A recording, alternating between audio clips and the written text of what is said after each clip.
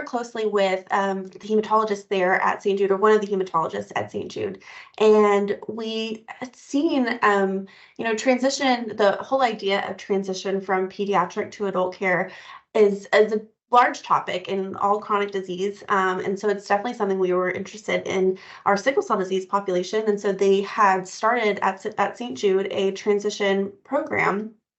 And we're looking at different ways to evaluate our program, and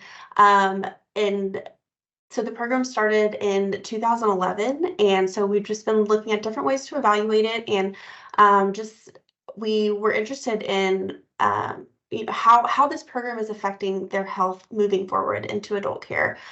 So the whole idea of transition is, we've seen that as individuals with sickle cell age, their disease often gets worse. They have more complications. They have even just increased mortality as they age. And if you look at that curve of the mortality, we see that starts to rise in that young adult age of around 22.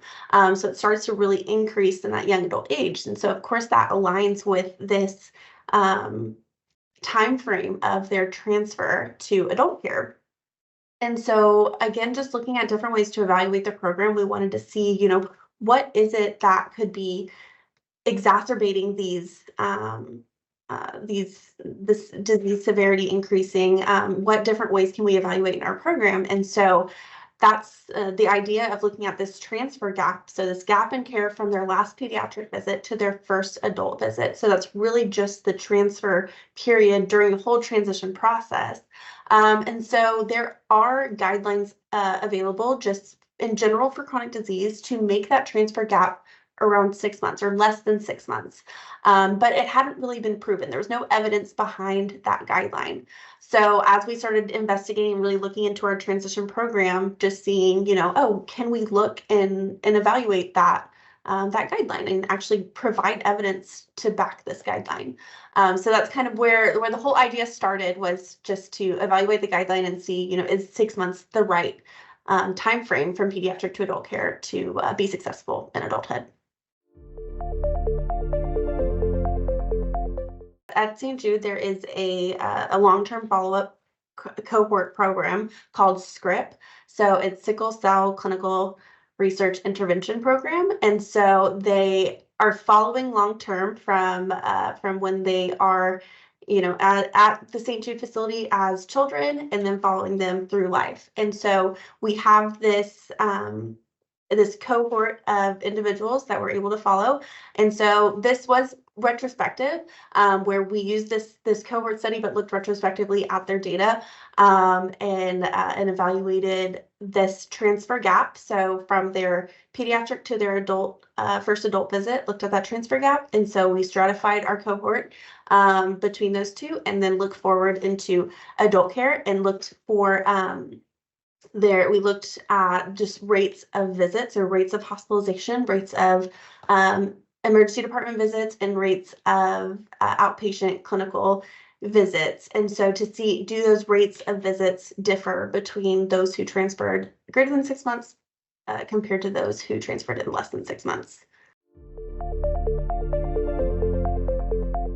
When we evaluated the rates of care in their adulthood, we found that those who had longer transfer gaps, so longer than 6 months, they had 2 times the rate of inpatient visits and a little under 2 times the rate of emergency department visits, but actually fewer clinical visits. So we're finding that by the time they get to the adult care facility, so it's taken them more than 6 months, but by the time they get there, they're in the hospital more often, they're in the emergency department more often, but they're not in the clinic as often. And so that's all compared to those who had less than 6 months of transfer gap. So essentially what we're seeing is the longer it takes them to get to the adult care facility, if we can use this acute care visits as an indicator of their health, we're seeing that they have far worse health. They're in the hospital more often, they're in the emergency department more often, and conversely, they're actually not in the clinic as often. And so what we're seeing is, if we can use this to provide evidence for that guideline and implement this in transition programs, obviously around the world would be fantastic, but even just in our own program, to provide this evidence to our participants, to our patients, that we want you to transition quickly, we want you to make that transfer quickly, but this is why, and this is the effect that it might have on your health. When we're studying this transition program, it can be difficult because we're limited to only those who actually made the transition. So if we have participants, we have patients who didn't actually make it to adult care, we're not able to study them because we don't know. We don't have any records for if they made it to adult care, or what their health looks like in adult care. If that's the method we're using, that's the measure we're using, is their adult care visit. So we're limited to only those who actually made the transition. So we're not able to make to state any implications on any of those who didn't actually transfer. Additionally, we're limited to, we only did a single study, or a single center study. So we are limited to only those who are in our program.